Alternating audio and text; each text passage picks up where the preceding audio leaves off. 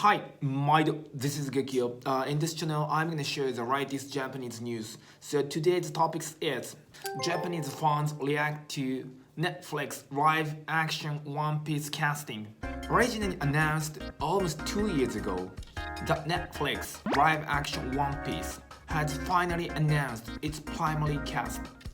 One Piece has been immensely popular in Japan for pretty much all of the 20 plus years anime and manga have been going. One of the main characters, Zoro, is gonna be performed by Makenyu, who is a Japanese actor. It's very famous and popular. However, rest of the main character, they are not Japanese people. So let's check out their main characters and just let me know how do you feel.